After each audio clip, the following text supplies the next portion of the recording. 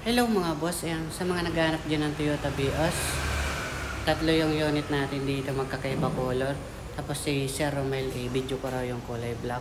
Yung 22,000 mileage, lahat yan 2025 model.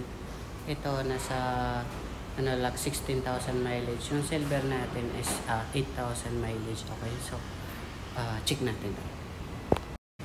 Dito guys, kung gusto nyo kulay blue, 2025 model Toyota Vios automatic. So wala naman tong issue, is as new condition pa naman siya.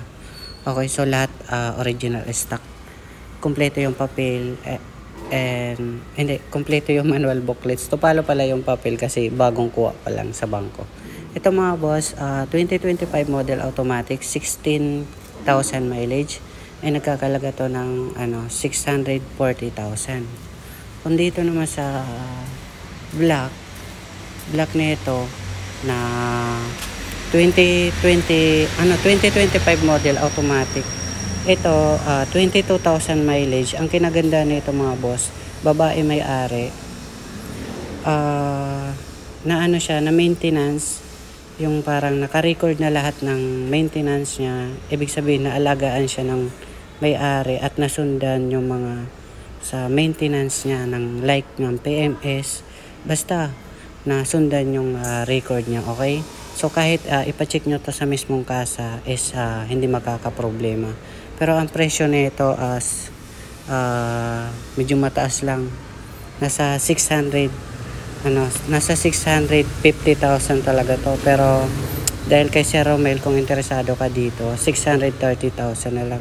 Okay, so nagkamali ako ng bigay dito.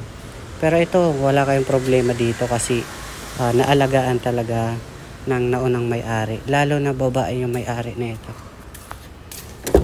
Ayan, mahalata nyo naman dyan.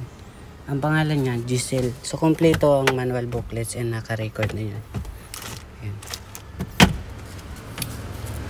Kinaganda na ito mga boss, automatic, ay nakamags na rin siya. Automatic yan sir Yan, automatic yan. So, pwede mong palitan yung cambio kung hindi maganda sa'yo.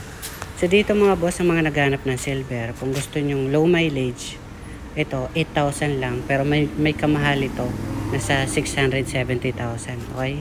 Kung mga cash buyer naman kayo dito, madi-discount pa naman ang less 10,000 kung kasama na yung transfer of ownership. Okay? So, 2025 model, automatic. Itong mga boss, yan, maganda rin. Napaka-fresh pa. Mga boss, automatic transmission. So, complete manual booklets rin po ito. Ayan. Ayan. Wala naman silang mga issue. So, kung anong magustuhan nyo dyang kulay, is fresh na rin. Ito, nagmamayari ng Toyota Financial. Toyota Financial, ito, babae. Giselle ang pangalan. Ito naman, babae rin may-ari mga boss. Christy yung pangalan dito. Huwag nyo sabihin yung Christy lalaki, babae yun.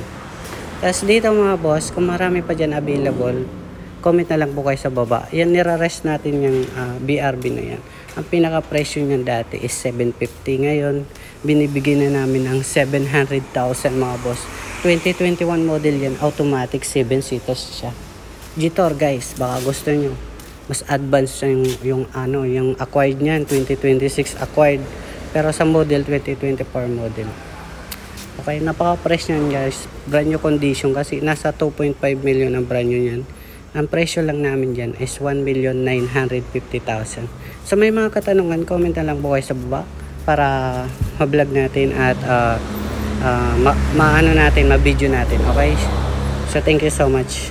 Ay, bali po pala guys, bago lahat, 2025 model na Toyota Vios natin, ibig sabihin, may warranty pa siya sa Toyota.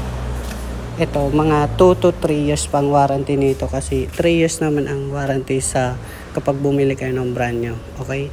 Sa Toyota mismo, meron pa siyang 2 to 3 years na warranty. Okay?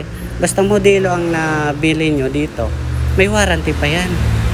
Okay? So, sa papel naman, may guarantee tayo sa papel. Kung magka-problema sa papel yung sasakyan binili nyo dito, pwede nyo pong ibalik dito, okay? So, yun lang po. Thank you.